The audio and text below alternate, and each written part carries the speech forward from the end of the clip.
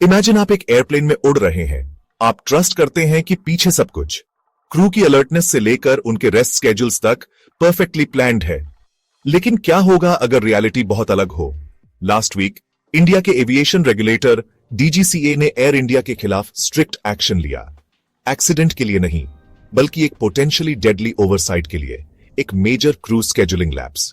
3 senior officials को duty से हटा दिया गया और सीईओ कैम्पबेल विल्सन को शो कॉज नोटिस का जवाब देने के लिए सिर्फ 7 दिन दिए गए। तो एक्चुअली क्या हुआ? ये इतना बड़ा डील क्यों है और एयर इंडिया इससे कैसे डील कर रहा है? Let's break it down. First, DGCA ने क्यों स्टेप इन किया? 16 और 17 मई को बेंगलुरु से लंदन के लिए 2 फ्लाइट्स में पायलट्स को ऐसी ड्यूटीज दी गईं जो लीगल लिमिट से ज्यादा थीं। एविएशन में क्रू के वर्क आवर्स के बारे में सेफ्टी रूल्स नॉन निगोशिएबल होते हैं। एयर इंडिया ने खुद इंटरनल ऑडिट के दौरान ये वायोलेशंस डिस्कवर किए, लेकिन डीजीसीए के लिए ये इतना सीरियस था कि उन्होंने तुरंत एक्शन लिया। किसे हटाया गया और ये मैटर क्यों करता है? 3 टॉप ऑफिशियल्स, जिनमें क्रू रोस्टरिंग के हेड और दूसरे की ऑपरेशंस ऑफिसर्स शामिल थे, को ड्यूटी से हटा दिया गया। Think about it. ये वो लोग हैं जो डिसाइड करते हैं कि कौन सा पायलट कब फ्लाई करेगा, किसे रेस्ट मिलेगा और क्या हर शिफ्ट लीगल रिक्वायरमेंट्स को पूरा करती है। डीजीसीए के अनुसार यह सिर्फ एक वन ऑफ मिस्टेक नहीं थी, इसने रिपीटेड लैप्सेस का एक पैटर्न एक्सपोज किया, एक सिस्टेमिक फेलियर, सिर्फ एक बैड डे नहीं। अब डीजीसीए ने एक गियर ऊपर कर दिया है। उन्होंने सीईओ कैम्पबेल विल्सन को एक नोटिस भेजा है जिसमें 7 दिनों में जवाब मांगा गया है। अगर एक्सप्लेनेशन सेटिस्फैक्टरी नहीं होता है तो टफर एक्शंस लिए जा सकते हैं। रिपीटेड वायोलेशंस से पायलट लाइसेंसेस सस्पेंड या कैंसिल भी हो सकते हैं और एक्सट्रीम केसेस में एयरलाइन को ही ग्राउंड किया जा सकता है।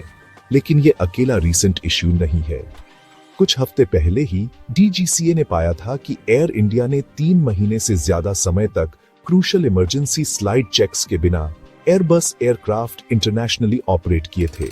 जब से टाटा ग्रुप ने 2022 में एयर इंडिया को संभाला है, डीजीसीए के आधे से ज्यादा नोटिसेस एयर इंडिया और उसकी सब्सिडियरीज को गए हैं। ये इंडिया के सबसे रिस्पेक्टेड बिजनेस ग्रुप्स में से एक के लिए एक मेजर इमेज प्रॉब्लम है। तो एयर इंडिया कैसे रिस्पॉन्ड कर रहा है? डीजीसीए के ऑर्डर्स के अनुसार रिस्पॉन्सिबिलिटी अब सीओओ बेसिल कबूक को सौंप दी गई है। एयर इंडिया का कहना है कि वे रेगुलेटर्स के साथ पूरी तरह कोऑपरेट करेंगे, स्ट्रिक्टर इंटरनल डिसिप्लिन लागू करेंगे और ट्रांसपेरेंसी को प्रायोरिटाइज करेंगे। अहमदाबाद में हाल ही में हुए एक इंसिडेंट के बाद डीजीसीए ने बोइंग 787S पर एक्स्ट्रा चेक्स का भी आदेश दिया है। कई प्लेन्स अब डिटेल्ड टेक्निकल इंस्पेक्शन से गुजर रहे हैं। Here's the core message. Crew scheduling सिर्फ एक पेपरवर्क एक्सरसाइज नहीं है, ये बोर्ड पर हर पैसेंजर के लिए एक क्रिटिकल सेफ्टी लिंक है। डीजीसीए का स्विफ्ट एक्शन एक क्लियर सिग्नल देता है। रूल्स पर कटिंग कॉर्नर्स अब एक्सेप्टेबल नहीं है।